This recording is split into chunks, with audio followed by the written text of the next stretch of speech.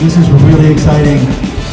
I'm looking out, I'm seeing so many familiar faces and people that have been such great supporters, and so many new faces. I just marvel. This is absolutely fantastic. So I want to thank you all for being here today. I'm looking around thinking, gosh, the room is full. I don't want to be obnoxious about this, but like, it's always full. We have an event and the room is full. It is so wonderful. So thank you. So for those who know me, I'm Greg McNally.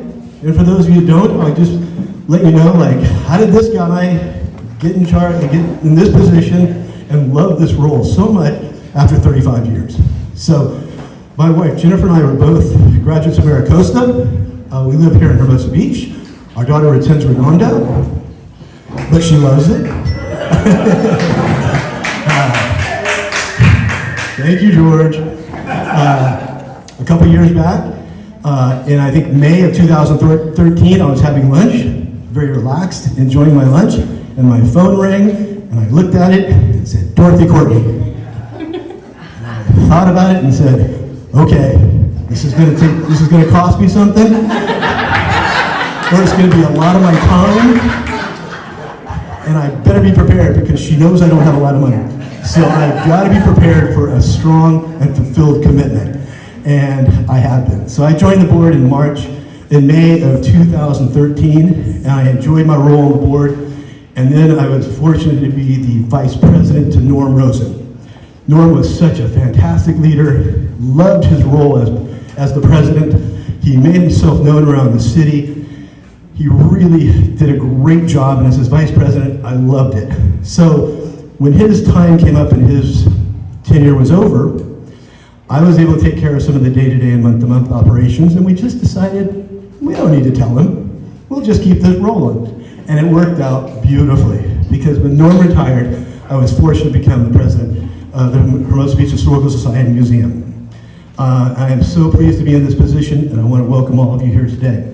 I also want to recognize a couple of people that are here today that have been super supporters for over the years. J.R. Ravinsky, past council mayor, George Schmelzer, George Barks, Jim Rosenberg, who's on our board, and I thank him so much, as well as our current council people, Mary Campbell, thank you for being here today, and Ray, good to see you again. I really appreciate it. I think we have a great program for you today, so sit back, and thank you, Jamie. It all started at the foot of Longfellow 35 years ago.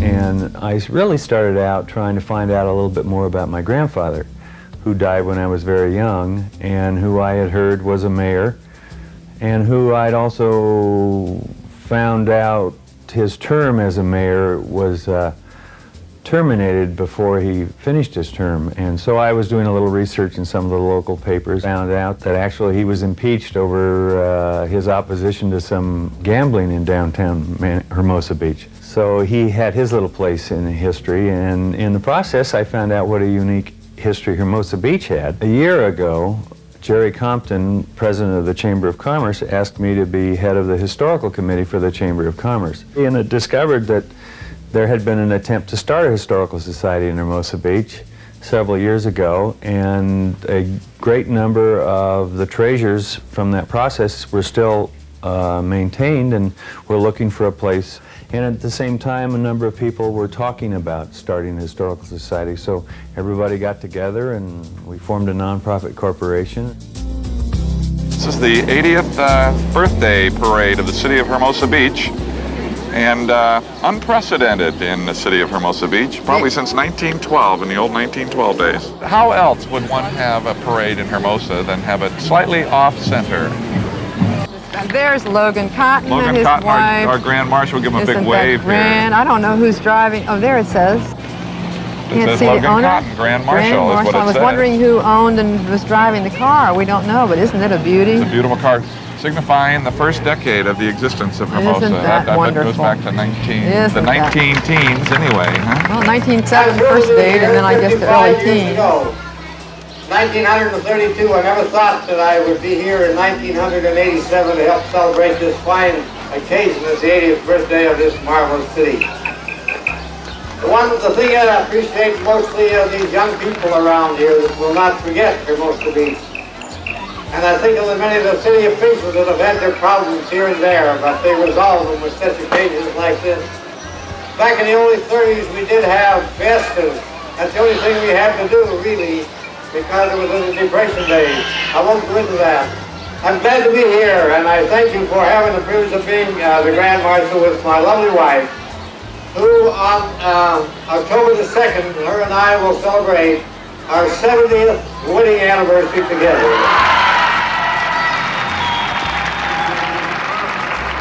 Roy Seawright, Etta Williams. Look at that beauty of a car. Etta Williams and Look Roy Seawright. at that. Roy, perhaps one of the more famous personalities in the city of Hermosa, was for many years with the Hal Roach Studios. Didn't you do all the early Topper special effects? Topper Special Effects and Laurel and Hardy. Now, look, leading this parade comes Bunny There's Seawright. Bunny There we Seawright. go. And I'll bet there are a whole bunch of Seawrights in that family. I bet there are too. that She said family she wanted parade. to lead the parade because she was born in 1907, and here is her great-grandbaby born in 87. That's That does correct. span the whole Span 80 time. years. There goes Pat Gazen, our first woman mayor, strolling by to be sure she catches all the Catches sights. the entire parade. Yeah. Today's been a fabulous day, a real emotional kind of a day for those of us that have been here. We've seen lots of changes. People complain that there are too many people, but we've had the best of it all. And it doesn't get any better than Hermosa Beach. We'll have had a very fun time pulling this whole thing together. I think Dick, Carol's husband's An officer. copy machine has been getting a workout. Isn't Dick an officer in the Historical Society, I Yes, believe? I believe he is one of the handful. Oh, now here comes the Bob Berge Benz of Berge Live. Oh yeah, from, Bob Berge from M&L Cable, of course. That's their Friday night comedy show that they do from Hermosa Beach? Absolutely. It's their kind of comment on the week's activities, preceding week's activities, right.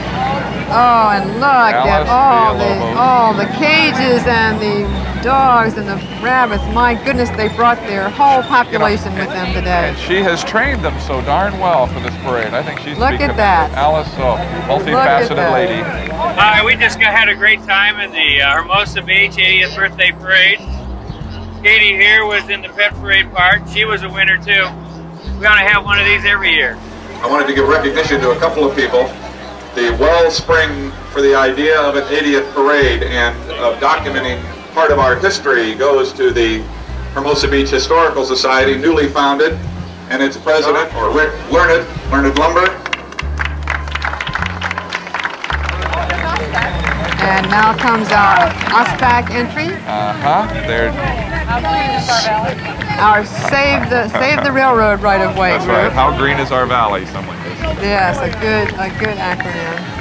I was going to say about catamarans. We just saw a Hobie Cat go by here. Of course, it's a shallow-hulled catamaran. And Bob Bergstrom, Stewie Linder, Charlie Davis, Hal Armandroyd, Beecher Anderson, and all those characters used to hang out in front of the Bergstrom home there at 21st Street. Absolutely. Dabbled with the idea of a deep-hulled catamaran. Of course, they didn't ever make any money with it, but they had a great time. They used to launch it right off the beach in front of the old Bergstrom home. Did they built a model catamaran? They built several catamarans right on the beach in front of the Bergstrom house before the Strand Wall was there. They also had a Kon-Tiki that they had carved. Stewie Linder, of course, worked in the studios for many years. Got an Academy Award for his film editing of Grand Prix, a film with James Garner many years ago. Right. Well, I know that the Bergstroms, Anderson, all that group were one of the early. Been here a long time. Ones. Takes back a lot of memories. I came to town here in 1947. Remember frolicking in front of the Biltmore Hotel when I was a kid, down on the beach where all the orange and black umbrellas were. Each family had one. I watched the tearing down of the old Biltmore Hotel and just had a lot of good good friends that I made here over the years. One of the things I'm proud of that our family did was help develop the city seal, which we did back in 1964, which is the present city seal. It's been a lot of fun here this morning. Whoever put this on did a great job. I enjoyed it all. Kevin Cody. Here comes Kevin Cody surfing down Pier Avenue. Oh my goodness. He is representing the Easy Reader float, and he's coming in a Nikon camera on a surfboard. Now that really has to be a pretty interesting entry there, that's folks. an appropriate one. And, oh my goodness, we have a plethora of famous Hermosa characters. Coralie, Evie representing the Bergstrom family, I guess, correct. today. And you Timothy see Timothy Purpose, Purpose, of course, our, many of the our Purposes. writer. George Schmelzer, the Schmelzer family. Oh my goodness. Absolutely. We see, And Marvin May. yes. Harold Tanner saved the windmill in Hermosa Beach. With my friend Joanne Purvis. With her friend Joanne Purvis. That's the windmill that's right across Long the way she street. went. Right across the street. Long way she went, Bill. The Morgers, I see the Sheldons are in there. And the Resnichek. The Resnicheks. Oh, all those folks. Lived in Hermosa Beach 19 years. In fact, I met my husband on the Strand 19 years ago. And, Right. Right. And we've raised our 3 kids here, and I think it's a small town atmosphere. It's not like me. I think it's a great place to raise kids and families. I came to Hermosa in 1965, and when I came to Harbor General Hospital, and I was very excited to find some place that I could live that would be separate from the busy world that I had to work in. And since then, although I've worked in different areas in the South Bay, I've always lived in Hermosa, so that I can come home and relax and have fun outside. I didn't know they competed out of Pearl Harbor. Oh yeah. On a regular basis? Yes, they do. And they do quite well. They've been to Hawaii and they've gone to Tahiti to compete in competitions. And look, here is our local elephant entry. Is that a beauty? I see that elephant on the Strand every morning in front of my Taking place. a walk That's right. On a leash, of course. Yes, We do not allow obeying all the doggy laws. Got a major pooper scooper following it every morning. My name is John Herger. I was the marshal for the parade today, and it was an awfully fun day, and I certainly had a good time. Continuing the good time I have living in Hermosa Beach. Hermosa is a wonderful place to be. I've been here about 15 years now. Moved here from Palos Verdes and would never leave for anywhere else. I think we have to just begin to say thanks, because I think we've come to the end of our parade, and I think we've had time to look at what we have here, and well, I guess we can wrap up our parade and move ourselves onward. I think so. Since we're being blocked out by a myriad of people wandering by, not realizing that in fact we're on television. This is Jim Graham and Jane Turner here from the fabulous 80th Parade in Hermosa Beach.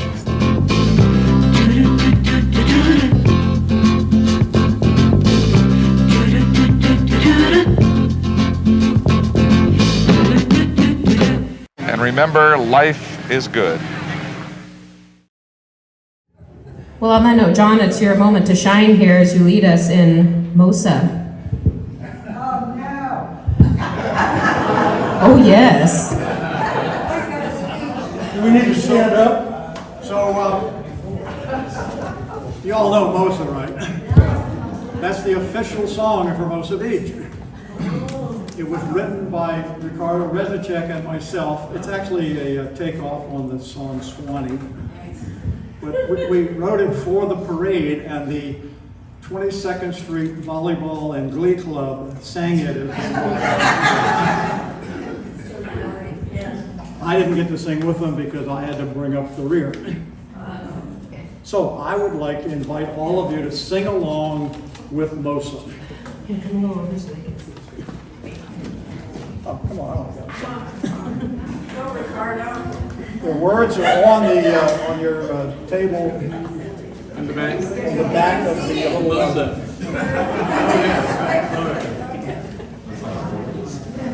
All right, so Bella, here we go. Sung to the tune of Swanee.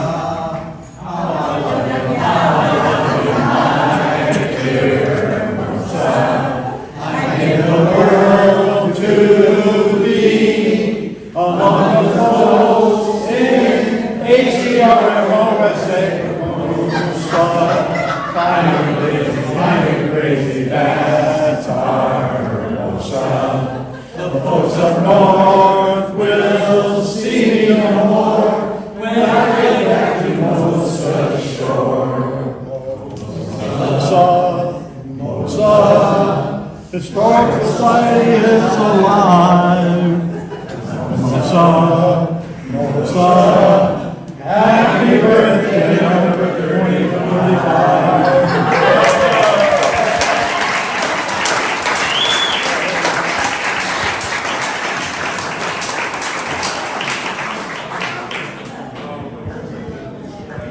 At this point in the program, we also wanted to give a special shout out to all of our previous presidents and those that are with us here today. We wanted to invite you guys to come up and say a few words.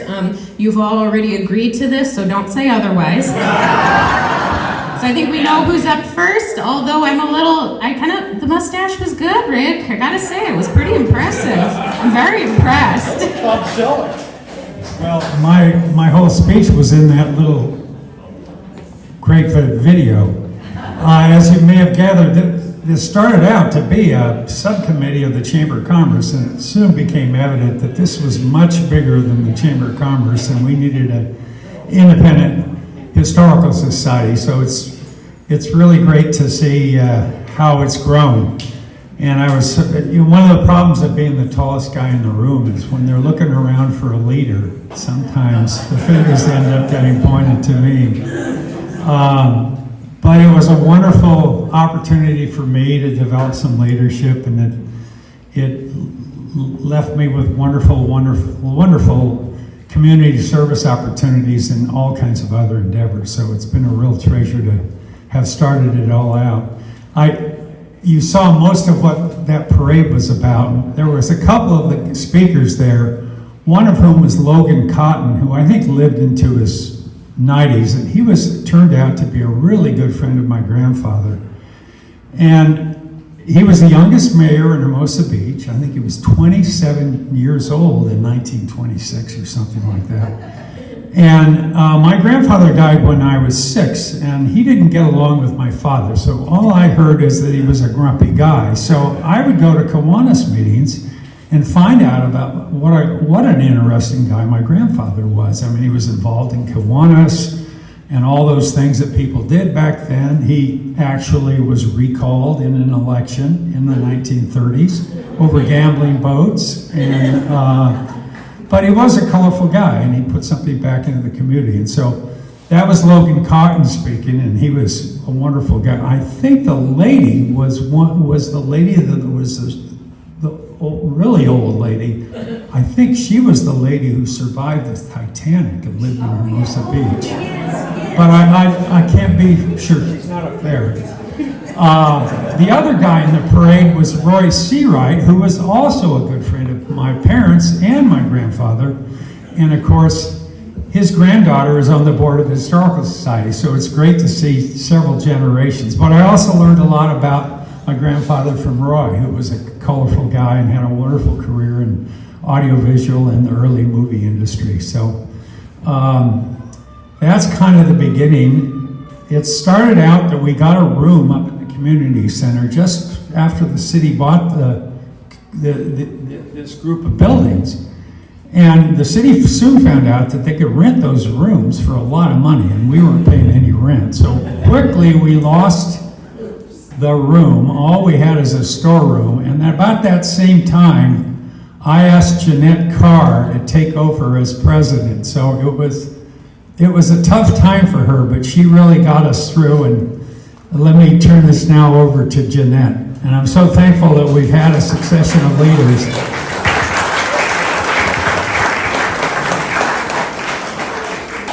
Yes, I'm Jeanette Carr, and it was a perilous time. The start of my presidency was how were we going to refund the dues, because it didn't look like we had a historical society if we didn't, or hysterical as our family would call it.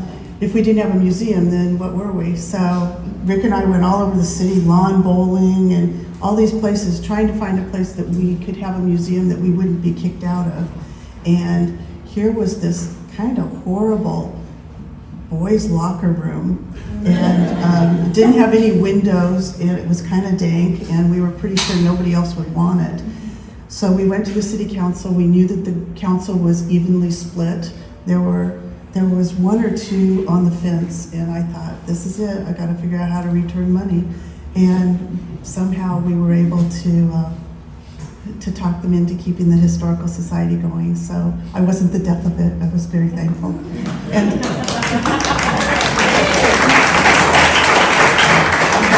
I want to thank the community for all the support. 35 years and employees, oh my stars. That we still exist is just an amazing thing.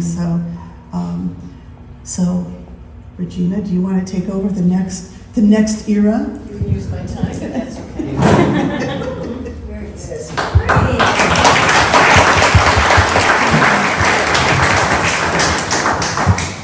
Okay, at the very beginning, when I was president, and I was a member certainly before that time for a while, it was quite amazing to look at what everything is, how it's changed, all the things that all of you people have done over the years since I've been president, because, we stepped into a locker room and, our memory was of Stephen King's Carrie in this locker room. Something hard, it's a little bit hard to forget, but okay. But, it was a time when we had to do a lot of asking, a lot of begging. We had to try to build our inventory up. We had to go around and ask people for memorabilia. I was searching the various antique galleries and the shows to see, Hermosa tile, let me get that. Oh, that'd be great for the museum. We'll put that in our cabinet, in our exhibition, area. And so, we did a lot of asking there. We did a lot of asking of our volunteers, or, hey, would you like to come down? Just a couple hours. We don't mind sitting in the locker room, a couple hours, because we want people to come by. We want them to see what we have. Maybe they too would like to contribute, and certainly be members and all of that. And finally we said, well, hey, why not? Let's ask the city, hey, you think you could save the bijou? Would that be a good idea? And so we went to the Easy Reader, we went to the Beach Reporter, and we kind of, plugged how important our heritage was in the city, and we had to save things like the bijou. So anyway, we went on, and basically, here we are, folks. You've done a fabulous job. I'm bowled over by all of this. And, we've given back to the community. We are giving them history. We're hoping younger generations appreciate our heritage, not ours personally, but, Hermosa Beach. And it just keeps on growing and growing. And I'm just so pleased to come back and see how great everything is. Maybe I'll volunteer at that desk now. It's not the locker room anymore. But thank you.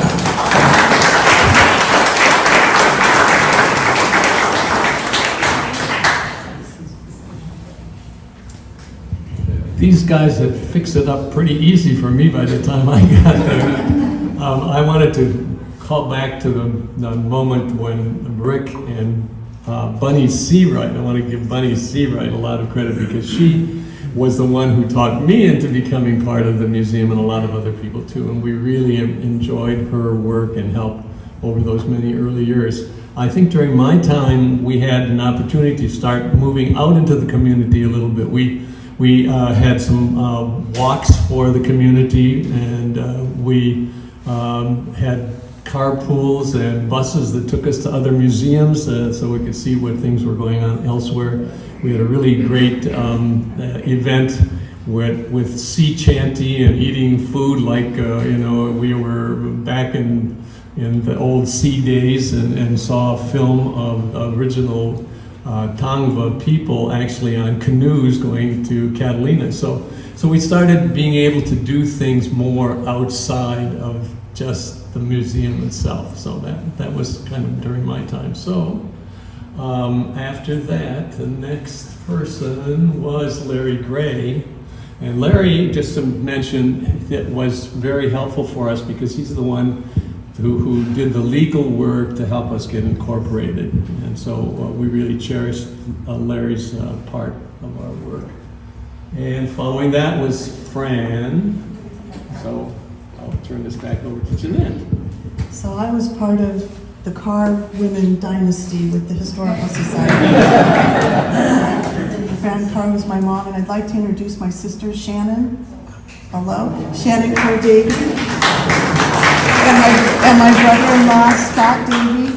They were instrumental in they've been with the Guards for careers, and they were instrumental during Fran's reign of having the lifeguard station added to the museum.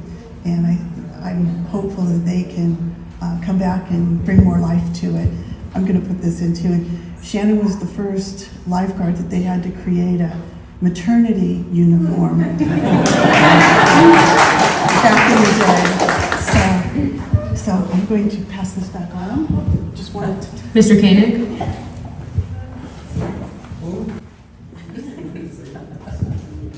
Well, first off, I want to thank you for having one of the only color pictures before my hair turned gray. And I look tan, but I think I'm wearing the same shirt, so it's a little embarrassing.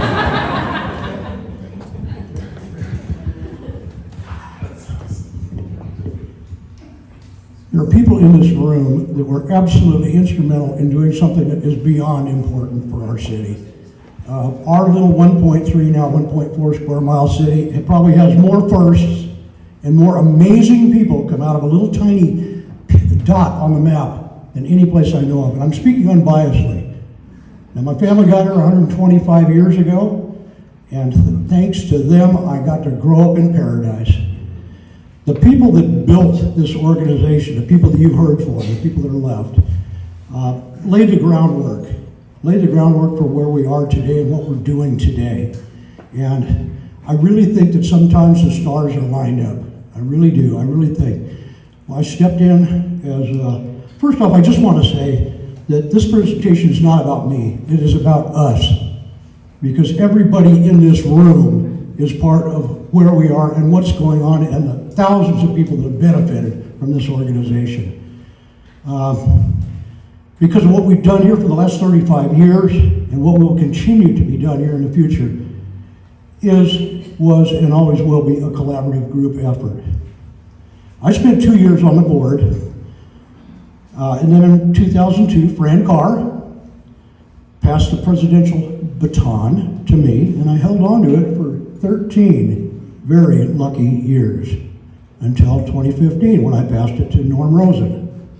May Norm rest in peace. What an amazing man. In 2002, it was quite clear to all of us that we had outgrown our small space. We actually had a woman come in from Washington, D.C. on a grant, and she thought that was our storage area. We were a little bit embarrassed to say, no, this is the museum. So, and once again, being a fourth generation Hermosian, a designer, a general contractor, and I have a deep-seated love for our city, and it seemed that the stars did in fact line up, and I knew I was in the right place at exactly the right time, with the right people helping me, around me. The first time I walked through that door over there was 1964. This was Mr. Turner's wood shop. For any of you that remember Mr. Turner, he didn't have any thumbs. I never could really figure out quite why until I smelled his coffee one morning. I would say that there would be a bit of Irish in that coffee, indeed. Where I'm standing now, actually, is where the table saw was. And I think where his thumbs are. 38 years later, Mike Flaherty opened the door to show me where the Hermosa Beach Public Works had been storing their streetlights, wire, and a whole lot of other, since we're a mixed company, call it stuff. So this was quite a mess in here.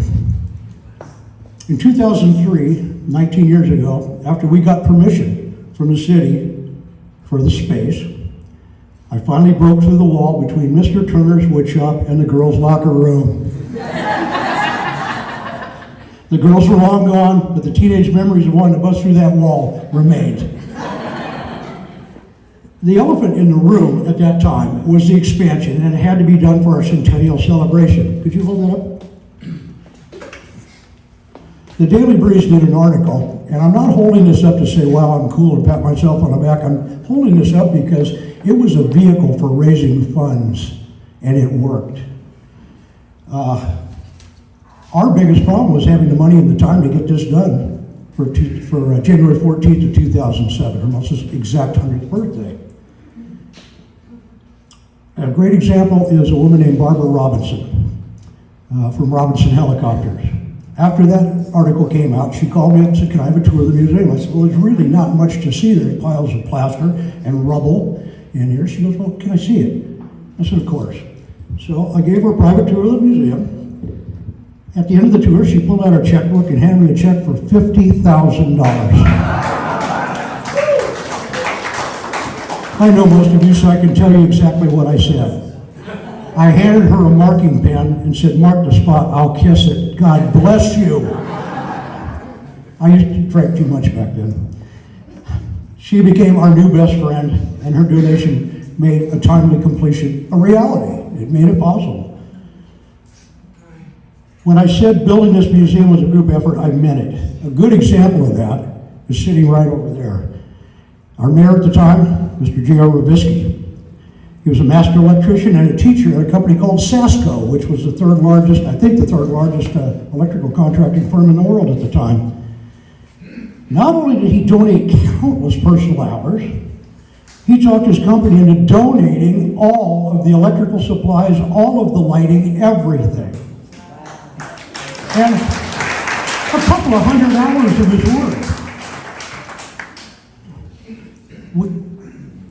This is only one example of the collective energy that seemed to come really, truly from all directions. The city council even approved and donated $10,000. Where are you? Still here? Yeah, $10,000 for our signage and display cabinets.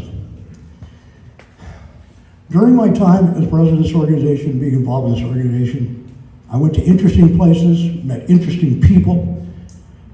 Thanks to my time with us, I visited dozens of museums in California because I wanted to understand displays, signage, and understand collections management.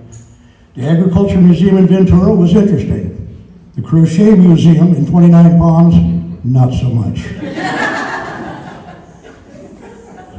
Some of my fondest memories here are having the chiefs of the Tongva, Gabrielano, and the Chumash tribes do their traditional blessing of the soil outside of our native plant garden prior to the planting.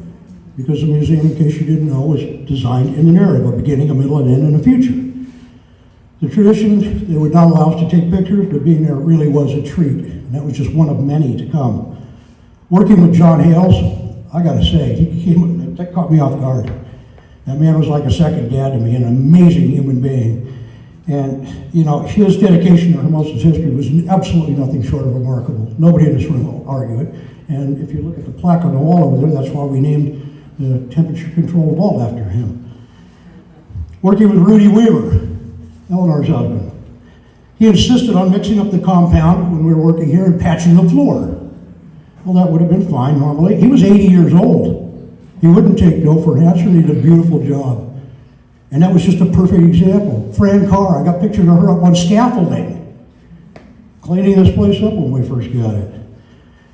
Soliciting people like Mark Shoemaker, who's here today.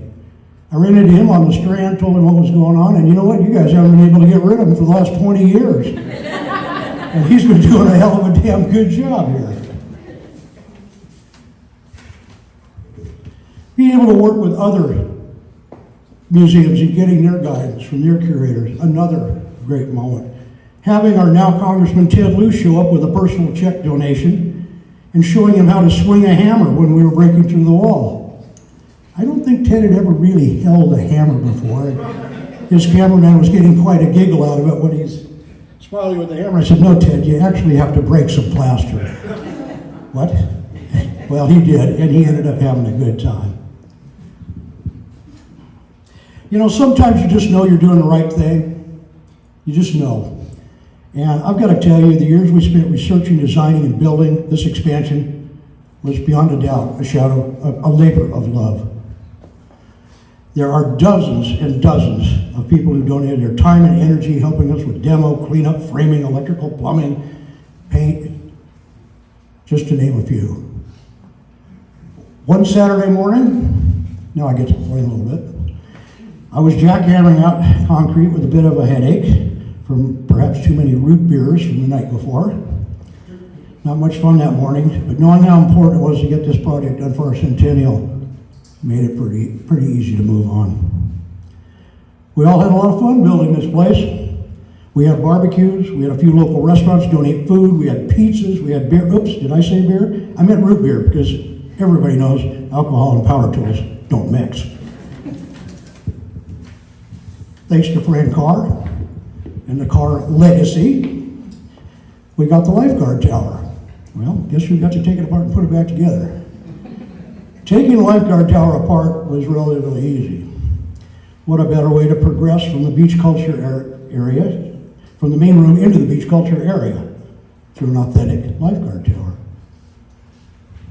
Putting a 53-year-old lifeguard tower back together inside of a building is another story. It was a giant jigsaw puzzle. It took myself and 3 other journeyman carpenters several Saturdays and several cases of root beer. At one point, it occurred to me that I'd never heard of a beach volleyball Hall of Fame.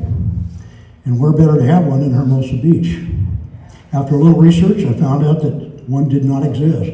Actually, there was some guy up in Oregon that had a garage with some of our stuff in it. His wife wanted to park her Mustang in there. So I had a friend who was a trademark and patent attorney who prepared the paperwork, filed the trademark, which was granted. When I mentioned the idea to our mayor, at the time, J.R. Robisky, who happened to be out here working up to his ears in wire nuts and flex, he said, "Don't say a word about this until the trademark is granted because Manhattan Beach will want to challenge us for it." Same old Santa Cruz, Huntington Beach, who's Surf City. On opening day, J.R. and I were standing at the beach volleyball area, and the mayor of Manhattan Beach walked over and said, "What's this doing here? Manhattan is where it should be." To which J.R. and I both couldn't hold the laughter in very long. He said, "What are you laughing at?" We said we'd explain later, but we never did. I was honored to cut the ribbon to our expansion here, which was the kickoff to our city centennial. I cut the ribbon 100 years to the minute from when Hermosa was incorporated with the papers were signed as a city. That was January 14th, 1907 at 12:14 in the afternoon. Almost in closing, I have 3 sons, and I consider this museum my 4th child. And building this place has been one hell of a great ride. My thanks is seeing the 4th and 7th graders at our museum as part of their California history and learning about the city that they are growing up in. You know, Sutter's Mill is fine, but it's hundreds of miles from here. They learn about here. I worked with the Eagle Scouts building the black plaster display deals, working with the Eagle Scouts, being able to point out my grandfather and great uncle's picture on the wall, giving tours to people from all walks of life and in some cases from other countries.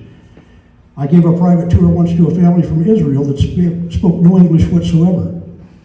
They had an interpreter with them. And I've got to tell you, some of our surf beach terms translated into Hebrew just don't sound quite right somehow. I don't know. But they had a good time, and it was one hell of a tour.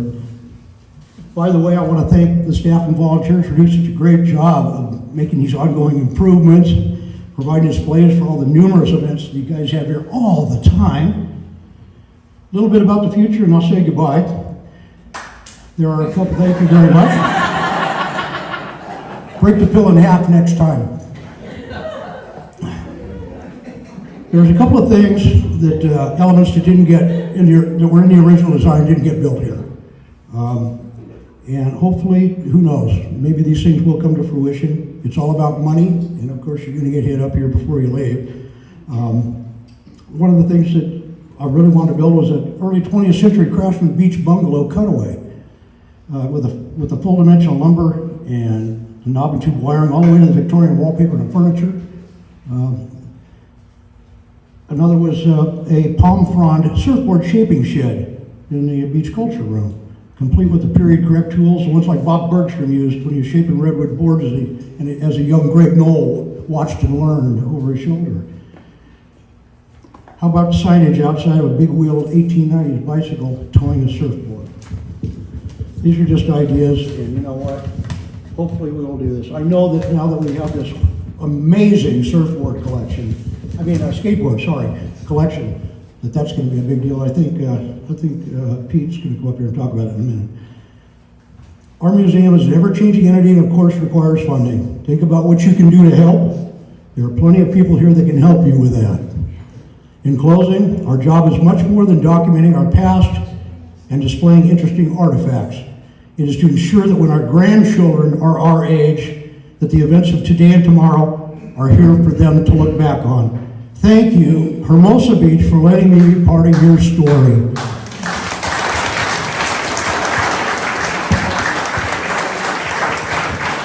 Thank you so much, Rick. We're gonna fly through the next couple slides, I promise you guys. Ricardo? We knew Rick wasn't gonna let us off easy.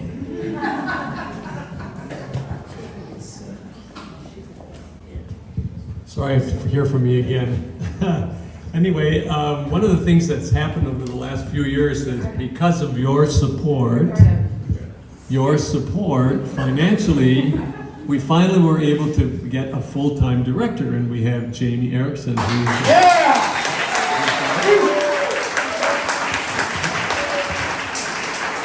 And we greatly wanted that because that would allow us to do something very special, and that is to go to national accreditations by the American Alliance of Museums. And really, we're the only museum in this area that's going for it. There aren't any right now. And what that will allow us to do is to be able to go for grants so that we can do more with programming, et cetera, in the future. So getting that accreditation is based on core standards, and these ones that we have to fulfill are public trust, leadership and organization, collection stewardship, education and interpretation, and financial stability. So in order to work on this, we formed a task force, and the first thing we did was to revise our mission statement. So currently our mission and how we're working now, this is what it is: to engage, delight, and educate the community through the exploration of history. So then we had to conduct a self-study and prepare core documents to submit. So we prepared those and submitted them. The task force was able to do that. And one of the things that includes is for everyone that's associated with the museum to hopefully accept the pledge of excellence. So I'd like you all to repeat with me, if you would, the pledge, which is right here. The museum, go ahead, come along with me. The museum pledges that in fulfillment of its educational mission, it will strive to operate according to core standards to the best of its abilities in accordance with its resources. And we can do this, right? We're on the verge. Our application has been accepted. We've been told that with some corrections that we have to make before the end of August, then it will allow us to have a site visit, and we are looking for accreditation next year. So it's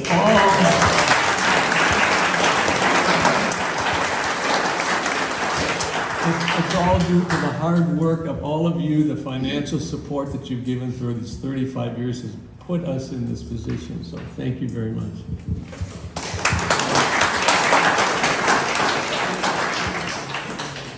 I'm Jamie. Hi. I'm going to keep this short. I'm not a public speaker. I walked through those doors 4 years ago, and I did my interview with Greg, who was the vice president at the time, Norm, who was the president at the time and one of the most interesting men alive at that time, and John Horger. And I was absolutely instantly fascinated by this place. And I remember, I think I spent half the interview going, whoa, look at that up there. And I figured, I think I did okay in the interview. I made John laugh once. That's probably a good sign. He looked like the toughest guy in the room. And ever since then, I've been having an absolute fantastic time with you guys. And I don't know about you guys, but one of my biggest struggles in life is remembering names. But I do remember stories. And one of my favorite things of looking through your guys' collections has been some of the Oral History Project videos that you guys have taken. One of the first ones in the bottom left-hand corner there was actually Ricardo Resnicek that did a video of one of the, I believe it was the pastor at St. Cross at that time. Reverend Parker? Was it Reverend Parker? Parker. Yes. And then in the middle, you'll actually see a picture of Elaine, Rick? It's Elaine Wright, correct? Rick and Bill Schneider and Carol Tanner did some amazing videos. I have to give Rick and Bill Schneider credit because they interviewed some amazing people in town. Fantastic stories, things that live in my brain, and I go home and retell to my husband, and he's like, why am I hearing about this? And then it's been really fun for me because we've been able to do more Oral History Project videos. The picture on the right, let's see, we got Jim Rosenberg, Chuck Sheldon, there's a couple other characters I won't mention in there. We've been able to, we're working on, with Jim Rosenberg and Howard Fishman, filming all of the city council characters decade by decade. So today, for my section, I wanted to mention to you guys that if you're interested in doing a video with us, an interview, some stories you have from in town, stories from your parents, stories about your kids, please do come let me know by the end of the day so I can write your name on a list because we'd love to reach out to you. This is an amazing part of our collection that allows people to hear these stories and live and laugh. And I've even cried watching a couple of the videos and cry along with you because life is a story worth telling. So thank you guys so much for letting me be part of your story and share your history and be part of this amazing little family here. It's been really fun.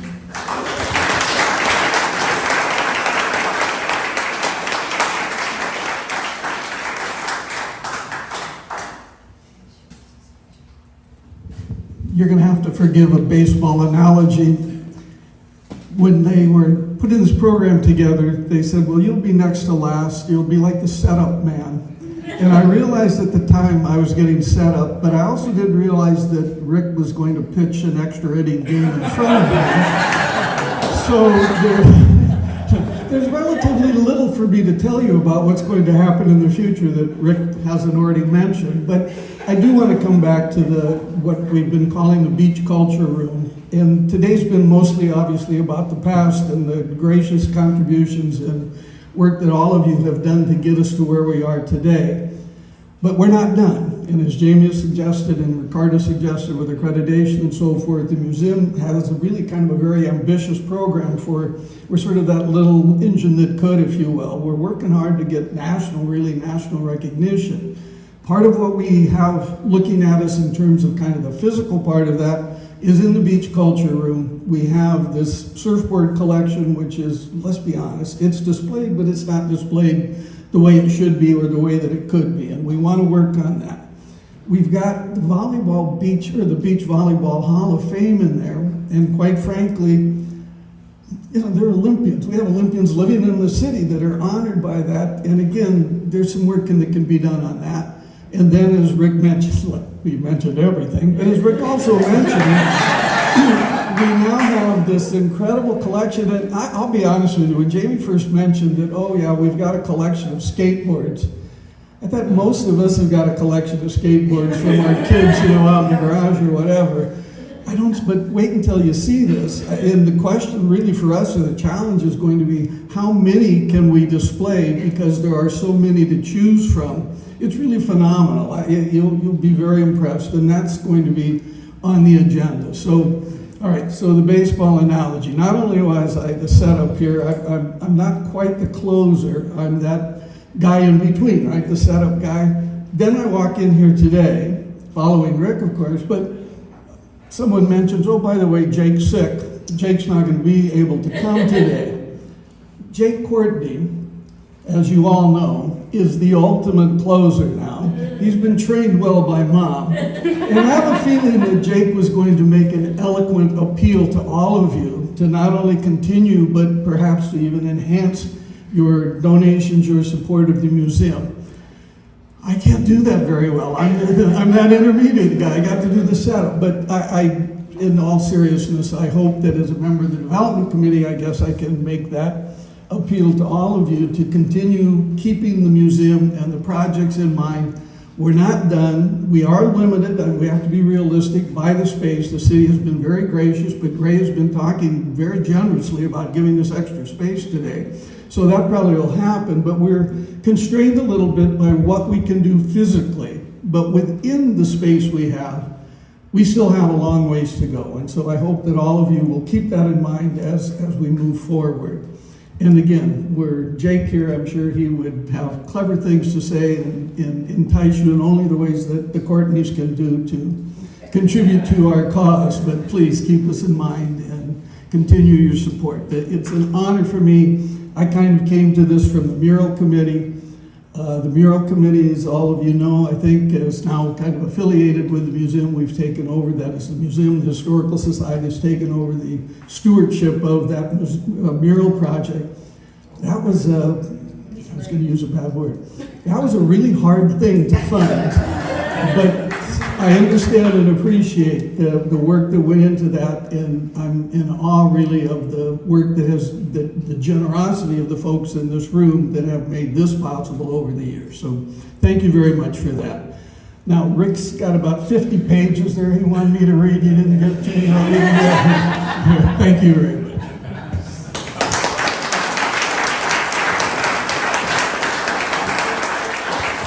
Well, thank you. Thank you. I do have to let you guys know that several times every month I have to come here to the museum for meetings or planning sessions, and I'm sitting in these chairs for about an hour, so I know how you all feel. So I will be very focused and make this as quickly as possible.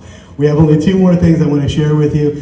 Yes, Jake was not able to be here today, and he is our chairman of the gala this year. Last thing in the world I want to do is fill in for Jake Courtney.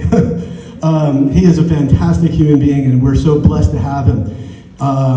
The Dancing Through the Decades was created many years ago as our gala, and the gala is an important part of meeting our budget for every year, and it also allows us to reach out to other people in the community and teach them more about the museum while having a really great time.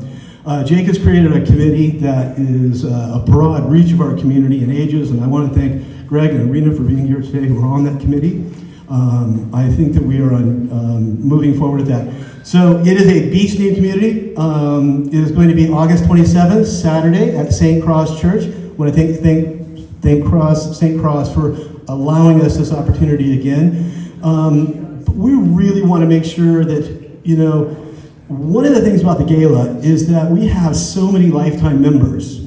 And those lifetime members, it's a challenge for us to make sure that we're creating opportunities, exhibits, activities, and things to be engaged on a lifetime basis. So because you have that lifetime membership, we want to make sure that we're really including you in all of our activities and you're able to provide in these because we totally need your support throughout time. So I appreciate that, and I hope to see all of you at the gala, please. The next thing then is kind of a closing. I want to just say thank you for being here, but after 35 years, let me just kind of tell you, where are we? What does this all mean? How did we get here?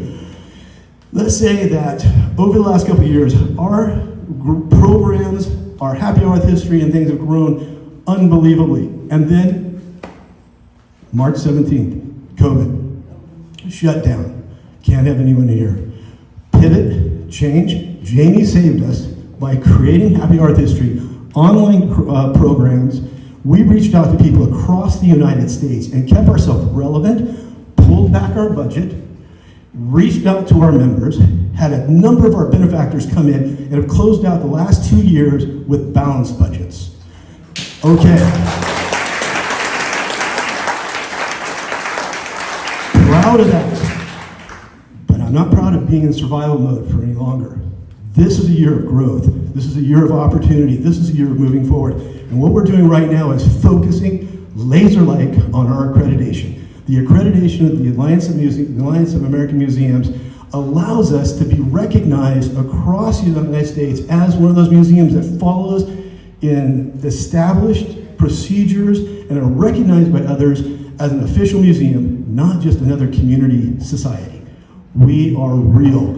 And our collections and the things that we have in this museum are fantastic. Most of the great stuff you see is not even in this museum. And Jamie's efforts to work forward to getting these all, what's the word? We put everything in. Oh, like Like a session into the collection? A session in collections, is a huge amount of work.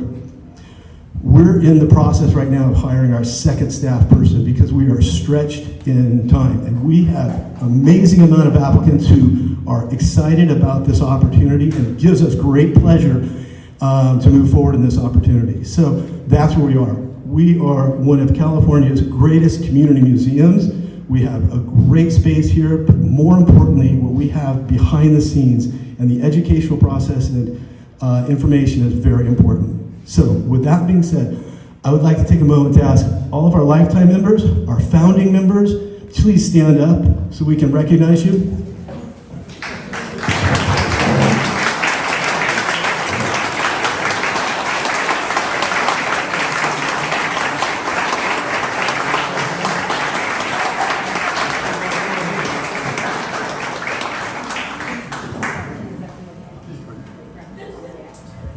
And we have something for you on the way out as well. Thank you. With that being said, for those who didn't get to stand up, now you get to stand up out of these uncomfortable chairs. Thank you for being here, and have a great afternoon. Stick around and visit with us. Thank you.